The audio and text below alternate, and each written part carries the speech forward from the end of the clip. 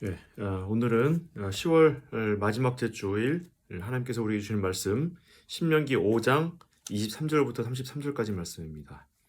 신명기 5장 23절부터 33절 구약성경 270면입니다.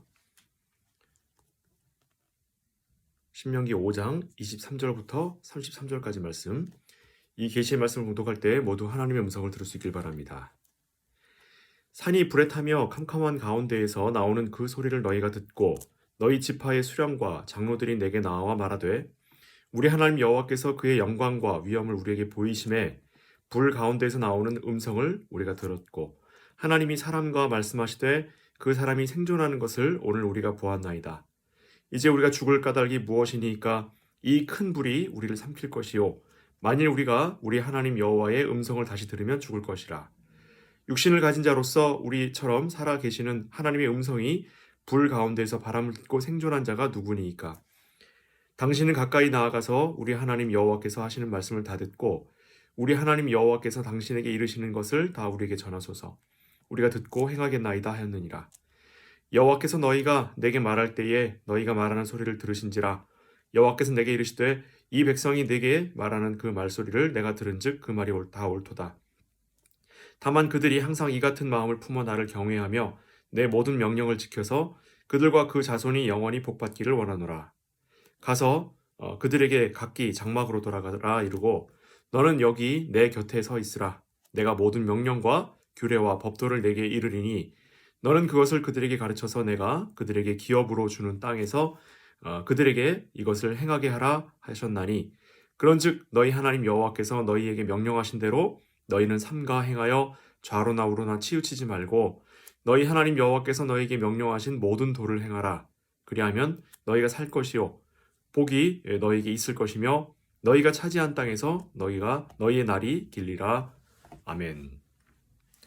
예, 오늘 말씀은 지난주 십계명의 말씀에 이어서 하나님께서 이스라엘 백성들과 이 언약의 내용들을 맺어 가시는 데 있어서 백성들이 하나님에 대하여 두려움을 갖게 되고 그 두려움에 관한 이야기가 지금 나오고 있습니다. 오늘은 이 두려움에 관한 이야기를 좀 해보려고 합니다.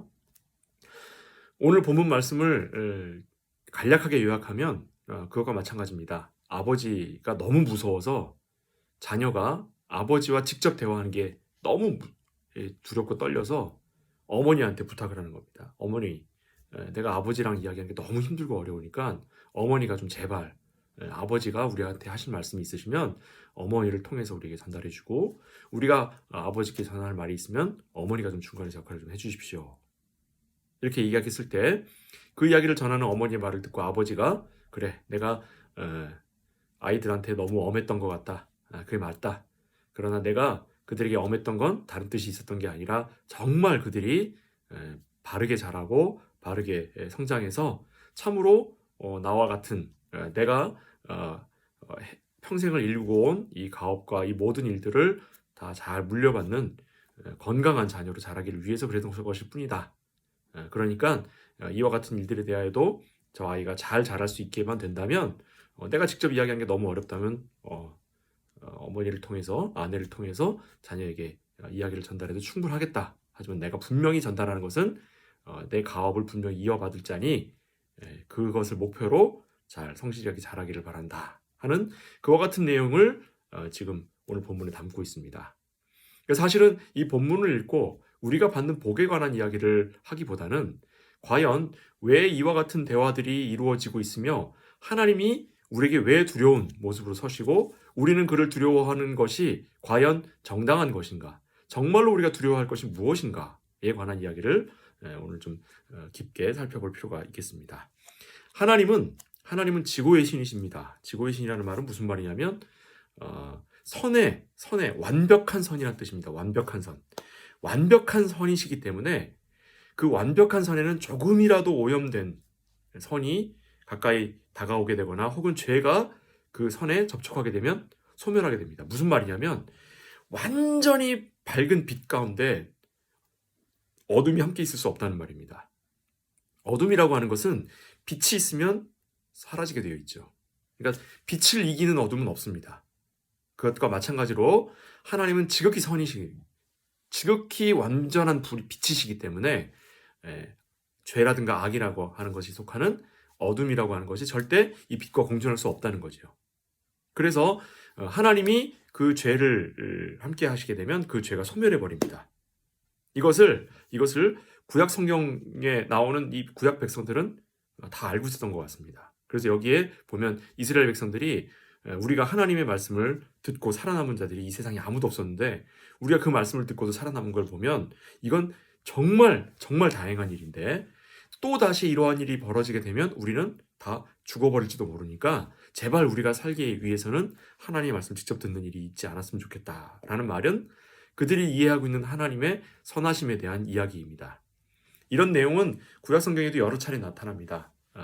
우리 특별히 선지자들이 하나님의 말씀을 받고 하나님의 선지자들로 부름받을 때에 그들이 하나님의 음성을 듣고 두려워 떨던 장면들이 나오죠.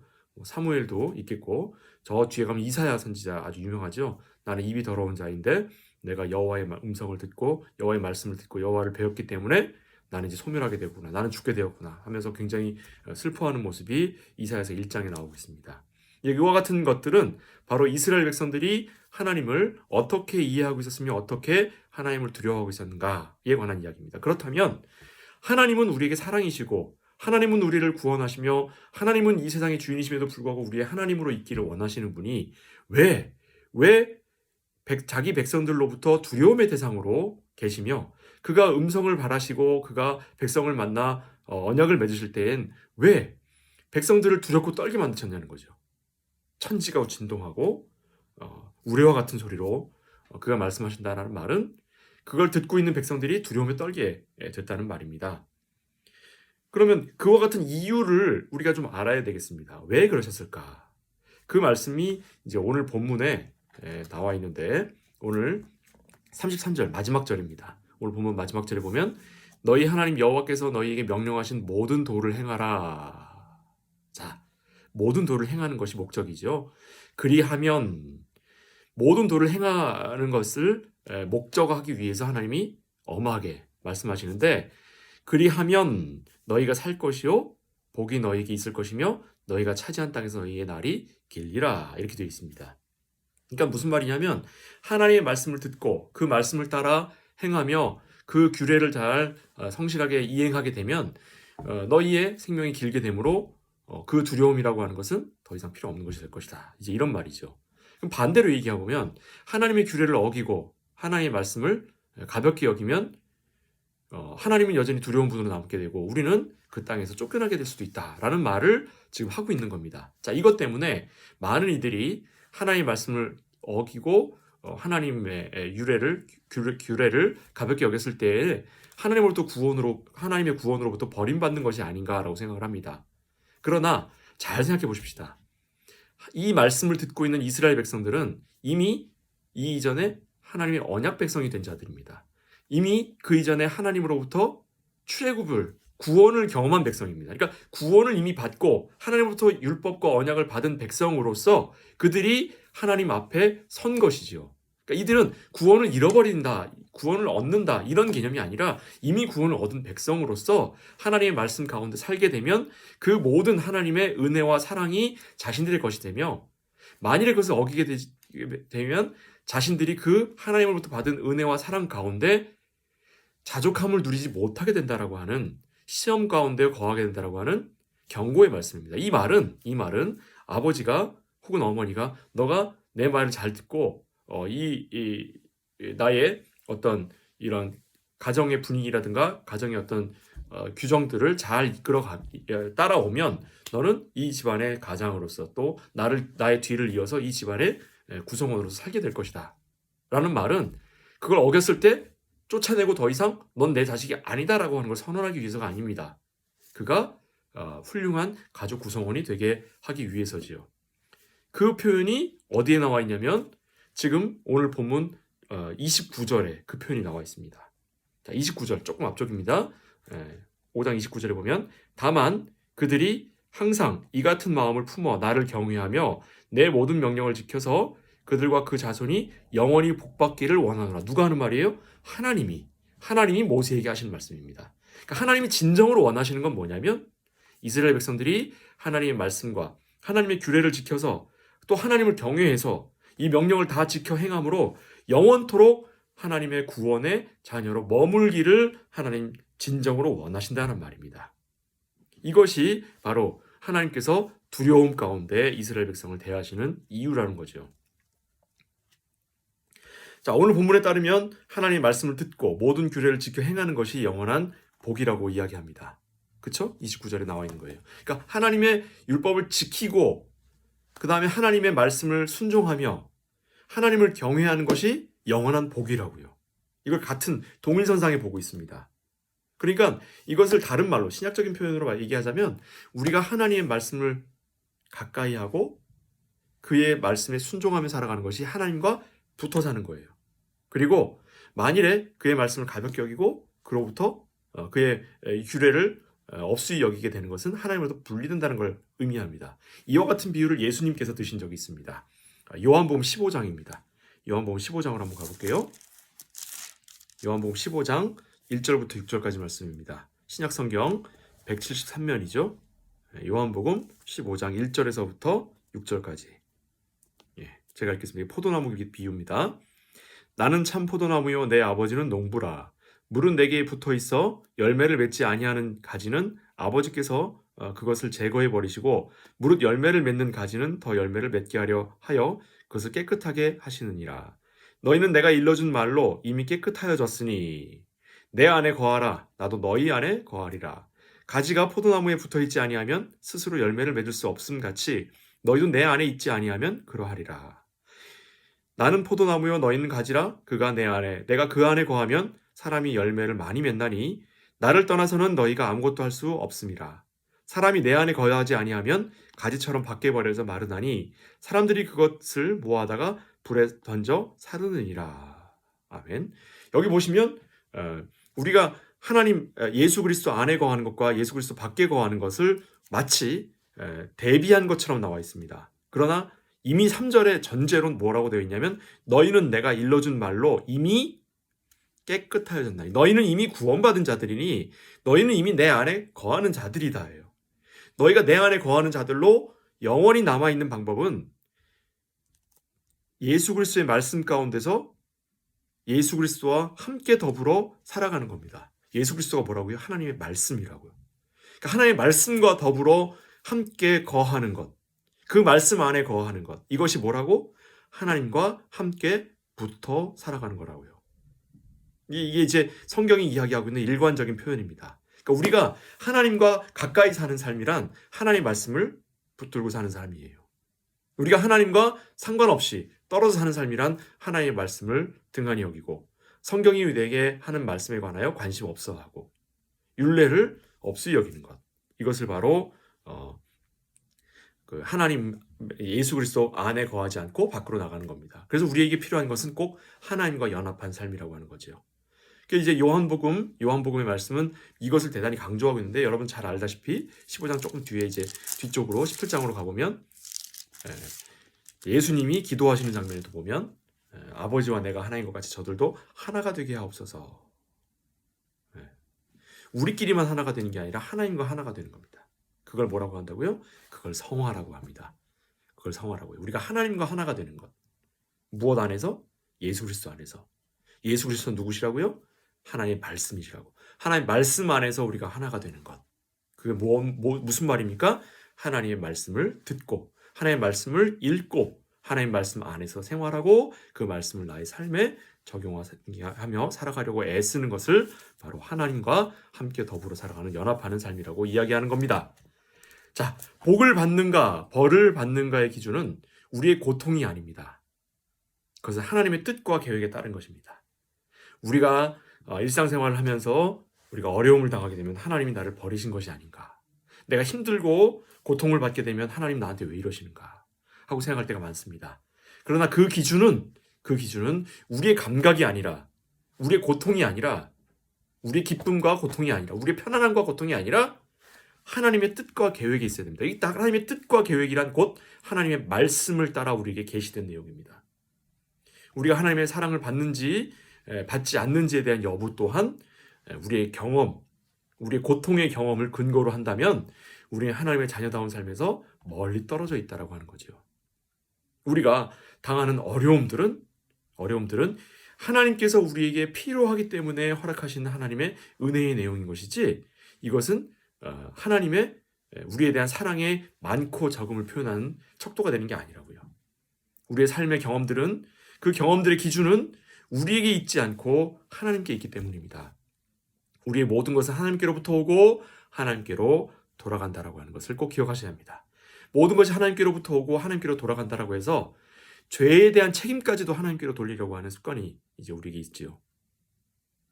그것은 우리가 가지고 있는 죄성이라고 보통 표현합니다.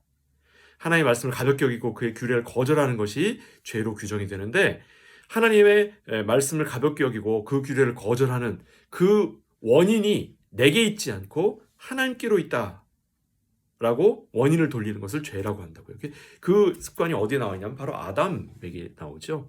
첫사람 아담은 자신이 죄를 지었을 때에 하나님께서 그 죄에 대해서 물으시니까 아담이 뭐라고 답합니까? 하나님이 내게 주신 저 여자가 나로 하여금 죄를 짓게 했다. 여자에게 죄를 넘기는 게 아니라 하나님께로 죄를 넘기고 있습니다. 하나님이 내게 주신. 또 우리도 이런 생각을 하죠. 왜 하나님은 동산 한가운데에 선악과 나무를 심어 놓으셔서, 하필이면 그 나무도 없애버리셨으면 우리가 죄를 지을 일도 없는데 거기다 왜 선악과를 심어 놓으셔서 우리로 죄를 짓게 하셨는가? 이 질문은 뭐 때문입니까? 하나님이 죄에 대한 책임이 있다라고, 나한테는 죄에 대한 책임이 있지 않고 하나님께 있다라고 책임을 하나님께 돌리려고 하는 거죠. 죄는 하나님의 말씀과 하나님의 규례를 내 스스로 나에게 이익이 되게, 나에게 손해가 되지 않는 방향으로 나 스스로 해석하고 적용하려고 하는 겁니다. 그걸 제멋대로 해석한다라고 하는 거죠. 하나님께서 의도하신 바대로, 하나님께서 뜻하신 바대로 우리가 하나님께서 우리에게 주시는 그 말씀을 받고 그 말씀을 따라 행하며 그 말씀 가운데서 자유함을 누리는 것, 이것이 바로 하나님이 우리에게 주신 영원한 복이며 그것이 곧 구원받은 자의 삶이라고 하는 겁니다. 우리가 우리의 의도와 욕심을 따라서 죄를 짓는 것은 우리가 하나님으로부터 분리되어 있다라고 하는 것을 표현하고 있습니다. 우리가 하나님과 분리되어 있을 때에 비로소 우리가 죄를 짓게 되는 거죠. 우리는 이미 하나님 안에 들어와 있기 때문에 사실은 우리에게는 죄라고 하는 것이 직접적으로 우리를 괴롭힐 수 없습니다. 무슨 말이냐면, 우리가 우리의 욕심을 따라 죄를 행한다라고 할 때에는 이것이 진짜로 죄가 되는 것이 아니라 죄의 습관을 우리가 갖고 있는 거예요. 그러나 하나님의 백성 가운데로 들어오지 않은 자가 같은 행동을 하는 것은 그건 죄에 대한 책임을 짊어지게 되는 것을 이야기합니다. 만일에 하나님께서 자아가 없는 로봇을 창조하셨다면, 그렇다면 우리는 죄를 지을 필요가 없고 죄에 대한 책임을 짊어질 이유가 없겠죠. 그리고 죄로 인한 고통도 우리가 짊어지지 않아도 됐을 텐데, 왜 하나님은 죄를 지을 정도로 넉넉하게 우리에게 이성과 자아를 주셔서 우리를 이렇게 고통 가운데로 내던지셨을까요? 그것은 하나님께서 자신의 기쁘신 뜻을 따라 우리를 하나님의 자녀로 부르시는 하나님의 계획이기 때문입니다. 이게 무슨 말이냐면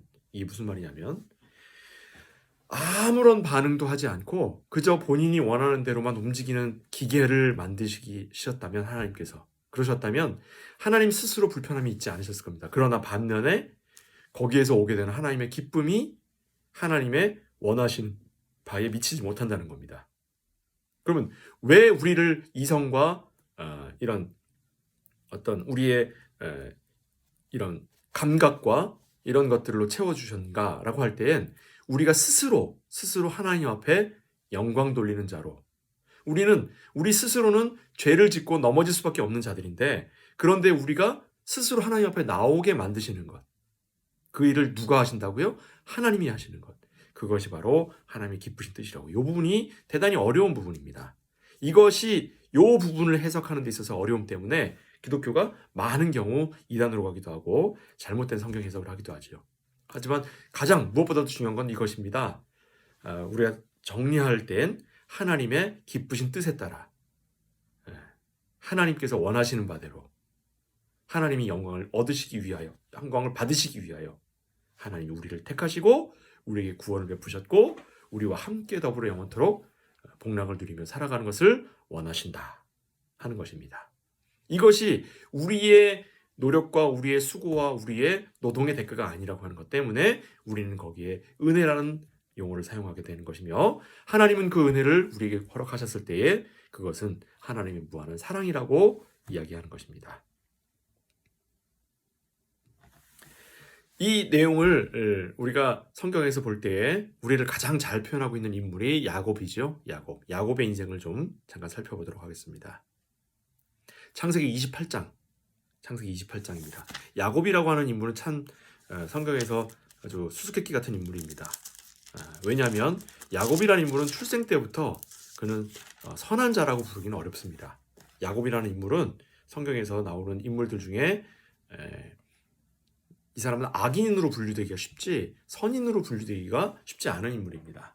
그런데도 불구하고 그가 하나님의 은총을 입어 하나님의 백성이 되고 믿음의 조상의 반열에 오르게 된 것은 바로 하나님의 은혜 때문인데, 바로 이 야곱이 이스라엘이라는 이름으로 불리게 되고 그 이스라엘이라는 이름으로 우리가 오늘날 교회가 부름받는 것을 보면 이 야곱의 인생이 바로 우리 교회에 주시는 대단히 중요한 가치가 있기 때문입니다.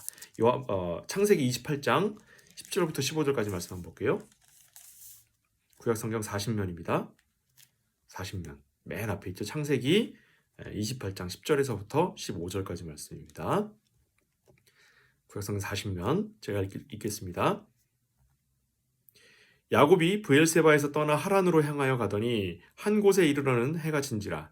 거기서 유숙하려고 그곳에 한 돌을 가져다가 베개로 삼고 거기 누워 자더니 꿈에 본즉 사닥다리가 땅 위에 서 있는데 그 꼭대기가 하늘에 닿았고 또 본즉 하나님의 사자들이 그 위에서 오르락내리락 하고 또 본즉 여호와께서 그 위에 서서 이르시되 나는 여호와니 너의 조부 아브라함의 하나님이요 이삭의 하나님이라. 내가 누워있는 땅을 내가 너와 내 자손에게 주리니 내 자손이 땅의 티끌같이 되어 내가 서쪽과 동쪽과 북쪽과 남쪽으로 퍼져나갈지며 땅의 모든 족속이 너와 내 자손으로 말미암아 복을 받으리라. 내가 너와 함께 있어 내가 어디로 가든지 너를 지키며 너를 이끌어 이 땅으로 돌아오게 할지라. 내가 네게 허락한 것을 다 이루기까지 너를 떠나지 아니하리라 하신지라. 아멘. 자, 이 내용은 야곱의 할아버지인 아브라함과 하나님께서 맺으신 내용이 같지요. 너는 복의 근원이 될지라. 그렇죠? 그렇다면 그 언약을 지금 이삭을 거쳐 야곱에게로 이어서 주고 계시는 겁니다. 그렇다면 이 언약을 받고 있는 야곱은 어떤 상태였나 할 때에는 지금 형 에서를 속이고 자기 아버지 이삭을 속이고 장자권을 훔쳐서 지금 도망가는 중입니다. 그 도망가는 중인데 도망가는 중에 하나님이 그를 찾아와서 언약을 맺으십니다. 그러니 야곱은 지금 이 언약에 관심이 없죠. 자기가 좀 죽게 생겼는데 하나님께서 언약 맺으시는 내용이 자기에게 무슨 의미가 있겠습니까? 그래서 그의 반응은 뭐냐면 그냥 17절에 보시면 두려워한 거밖에 없습니다. 그는 하나님 두려웠죠. 왜? 아까도 얘기했듯이 하나님 음성을 직접 들으면 자기는 소멸할 것이니까 그걸 알기 때문에. 야곱은 자기가 선한 자가 아니라는 걸 압니다. 자기는 속이는 자라는 걸 압니다. 그렇기 때문에 자기가 하나님을 만나면 죽는다는 걸 아는 거예요. 그래서 두려워만 했을 뿐입니다. 그리고 그곳을 베델이라고 해서 하나님의 집이라고 하는 이름을 지은 것 이외에는 그는 이 언약에 대한 어떠한 반응도 보이지 않습니다. 그리고 그가 이제 외삼촌 집에 가서 다시 자신의 습관을 따라 그곳에서 20년 동안 속입니다. 열심히 속여서 자신의 재산을 불려서 그곳에서 마치 성공한 것 같지만 다시 쫓겨서 도망 나오죠. 그게 어디 나옵니까? 창세기 32장에 나오죠. 조금 넘어갑니다. 32장 48면 구약성경 48면에 32장 24절에서 28절까지 49면으로 넘어가죠. 24절에서 28절까지 말씀입니다. 돌아가는 길에 다시 하나님이 그를 만나시는데, 자, 이때 하나님이 야곱을 만나시는 때는 또 언제냐면 이제 야곱이 외삼촌네 집에서 좀 도망 나와서 다시 갈 데가 없으니까 아버지 집으로 돌아옵니다. 근데 아버지 집으로 돌아오면 그곳에 누가 있죠? 형 에서가 있습니다. 그 에서가 자기를 죽이려고 칼을 들고 준비하고 있을 거라고 생각을 하는 거예요. 악인은 내가 나쁜 마음을 푸는 사람은 상대방도 나쁜 마음을 풀었을 거라고 생각해요. 그렇기 때문에 자기가 에서에게 죽임받아도 마땅한 짓을 했다고 여기기 때문에 에서는 자기를 죽이려고 할 거라고 생각을 하고 있는 거예요. 그래서 처음에는 자기의 재산을 둘로 나눠요. 둘로 나눠서 에서가 이쪽을 치고 오면 자기가 이쪽을 데리고 도망가고, 이쪽을 치고 오면 이쪽을 데리고 도망가려고 재산을 둘로 나눠 놉니다. 근데 에서가 워낙 잘 싸우는 사람인 걸 아니까 이거 둘 다 여기 죽고 다 뺏기고 도망가도 쫓아와서 뺏길 줄 알고 야곱이 머리를 또 쓰죠. 그 다음날 어떻게 하냐면 이것들을 전부 다 앞에다 몰아놓고 자기는 혼자 강 건너편 뒤에 숨어 있습니다. 세상에 자기 자식과 자기 아내와 자기의 모든 이 외삼촌을 속여서 벌어들인 모든 재산을 앞에다 두고 자기는 뒤에 숨어 있는 거예요. 자, 그런 상태로 잠이 들었습니다. 그때 하나님이 야곱을 찾아오십니다. 보겠습니다. 24절, 32장 24절. 야곱은 홀로 남았더니 어떤 사람이 날이 새도록 야곱과 씨름하다가 자기가 야곱을 이기지 못함을 보고 그가 야곱의 허벅지 관절을 치매 야곱의 허벅지 관절이 그 사람과 씨름할 때에 어긋났더라. 그가 이르되 날이 세려하니 나로 가게 하라. 야곱이 이르되 당신이 내게 축복하지 아니하면 가게 하지 아니하겠나이다. 그 사람이 그에게 이르되 내 이름이 무엇이냐? 그가 이르되 야곱이니이다. 그가 이르되 내 이름을 다시는 야곱이라 부를 것이 아니요 이스라엘이라 부를 것이니 이는 네가 하나님과 및 사람들과 겨루어 이기었음이니라. 아멘. 자, 보세요. 아까 에서를 속이고 외삼촌 집으로 갈 때 만난 그 하나님과 그 언약에는 관심이 없었습니다. 그런데 지금 다시 돌아와서 자기가 죽게 되어서 지금 에서를 두려워하고 자기가 죽을까 봐 두려워 자기 재산들을 앞에다 두고 그리고 자기 혼자 뒤로 나와서 두려움에 떨며 있을 때에 자기를 찾아오신 하나님을 붙잡습니다. 이전에 자기가 두려움이 없었을 때에는 하나님이 관심이 없었는데 그가 두려움이 생기니까 그가 이야기합니다. 나에게 축복을 하지 않으시면 떠날 수 없습니다. 자, 이때에 묻습니다. 내 이름이 무엇이냐? 야곱입니다. 야곱의 이름 뜻은 속이는 자란 뜻입니다. 약탈자, 속이는 자, 나쁜 뜻이에요. 왜냐하면 그가 형의 발뒤꿈치를 잡고 태어났기 때문에 부모가 이는 속이는 자며 약탈하는 자다, 훔치는 자다라는 이름을 지어준 것으로 성경이 이야기하고 있죠. 자, 그런데 그의 이름을 더 이상 이제 야곱이라고 부르지 말고 이스라엘이라 부르라. 이스라엘은 뭡니까? 하나님과 겨루어 이기었다. 어떤 면으로 이겼는지는 우리가 여러 가지로 생각해 볼 수 있으나 그가 드디어 하나님께 축복을 구하는 자가 되었다는 말이죠. 그가 드디어 하나님의 은혜에 하나님의 말씀에 귀를 기울이는 자가 되었다는 뜻입니다. 그리고 그는 그 다음날 형을 찾아 나가게 됩니다. 그의 행동이 달라지고 그의 삶이 달라지게 되죠.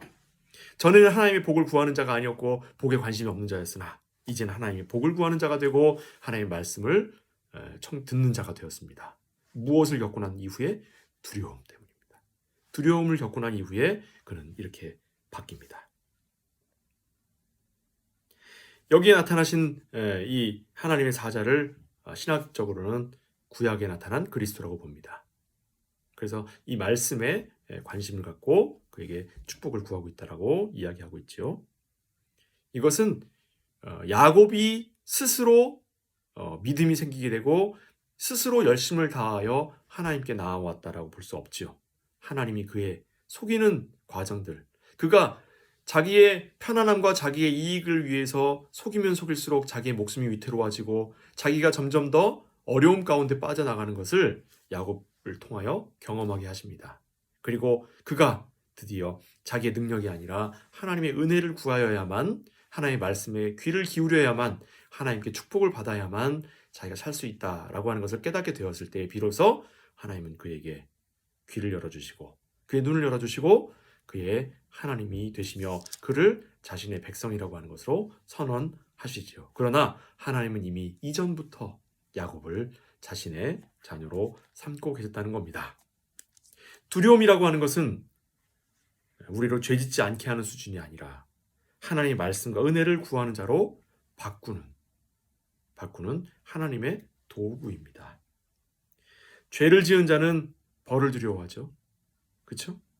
그러나 그 두려움은 죄로 인해서 오게 되는 그 결과에 대한 두려움에 비한다면 사실 아무것도 아닙니다.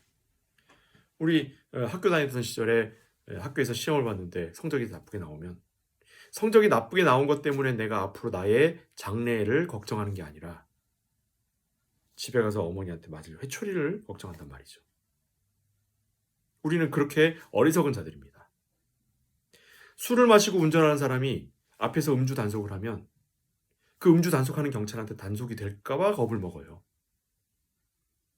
그러나 경찰은 왜 단속하는 겁니까? 그의 생명과 그가 혹시 사고를 내서 누군가 다른 사람의 생명을 뺏을까봐 그것을 단속하고 있는 거죠. 그러니까 그 이후에 있게 될 더 큰 사고를 방지하기 위해서 단속을 하고 있는 건데 죄를 지은 사람은 거기 단속하고 있는 게 겁이 나는 거예요. 우리 성도들은 하나님을 두려워한다라고 할 때 그 하나님을 두려워하는 것이 어떠한 것이어야 되겠습니까? 하나님을 단속하는 경찰을 두려워하는 것 수준으로 두려워하는 것이라면 내가 성적을 잘못 받아온 것에 대하여 나에게 체벌하시는 부모님의 회초리로 두려워하는 것이라면 우리는 눈을 떠야 됩니다.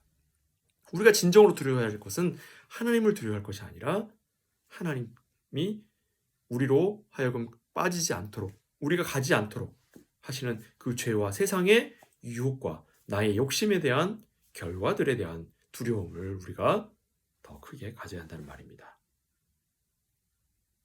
하나님께서 두려움 가운데 우리에게 나타나신 이유는 우리로 하여금 그런 어려운 곳으로 우리로 하여금 죄와 욕심과 그런 어떤 타락의 길로 가지 않게 하기 위한 하나님의 교육 방법입니다. 우리에게 은혜를 베푸시는 방법이며 우리에게 말씀 가운데 우리로 하여금 귀를 기울이도록 하게 하시기 위해서 하나님이 행하시는 바입니다. 그런데 그것이 너무 두려워서 우리가 견딜 수 없게 되거든. 오늘 본문에서처럼 그래 그들이 하는 말이 맞다.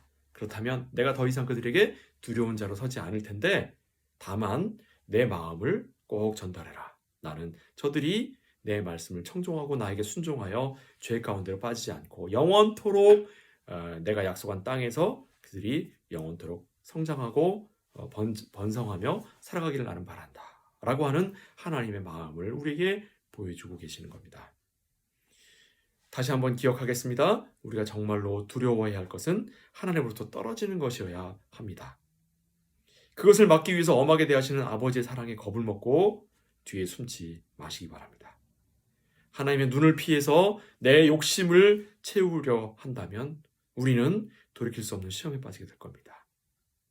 우리의 잦은 실수와 버릇 없음에도 넉넉함으로 감싸주시며 용서하시는 하나님의 넓은 사랑의 품 안에 안기시는 저와 여러분 되시기를 주님 이름으로 축복을 드립니다. 이것이야말로 참으로 우리가 하나님의 자녀임을 기쁘게 생각하며 영원토록 하나님과 함께 하나가 되어 연합한 삶으로 살아가는 성도의 삶이라 여겨집니다. 우리 민의 한독교회 성도 여러분, 우리 모두는 하나님의 은혜와 사랑 가운데 구원받은 백성입니다. 이제 하나님이 우리에게 주시는 그 말씀으로 우리를 비추고 그 말씀을 따라 생각하고 말하고 행동하시기를 간곡하게 부탁드립니다. 내가 스스로 판단하고 내가 스스로 생각해내어서 이게 옳은 것이다 라고 성경을 읽어내려고 하지 마시고 성경을 통해 우리에게 주시는 말씀이 무엇을 의미하는지를 겸손한 마음으로 듣는 자 되도록 하겠습니다. 기도하겠습니다. 사랑하는 아버지 하나님, 우리가 참으로 작은 자입니다. 그럼에도 불구하고 하나님의 말씀을 내가 판단하여 그 말씀을 내가 나 스스로 이해할 수 있다고 나 스스로 적용할 수 있다고 생각하는 것이 얼마나 위험한 것인지를 우리가 생각할 수 있도록 인도하옵소서. 우리가 참으로 하나님께서 뜻하신 바를 읽어내고 하나님께서 왜 이 말씀을 우리에게 주시는지를 우리가 참으로 하나님께 지혜를 구하고 성령께 지혜를 구하고 그리스도를 통해 우리가 그 안에 거하는 자들로 살아가게 하옵소서. 그래서 참으로 하나님이 우리를 두렵게 하시는 것이 우리에게 느껴진다면 내가 무언가를 반성하고 내가 그것을 돌이켜 하나님의 뜻 안에서 바르게 성장해 나아갈 수 있도록 복되게 하여 주옵소서. 예수 그리스도의 이름으로 축복하며 기도하옵나이다. 아멘.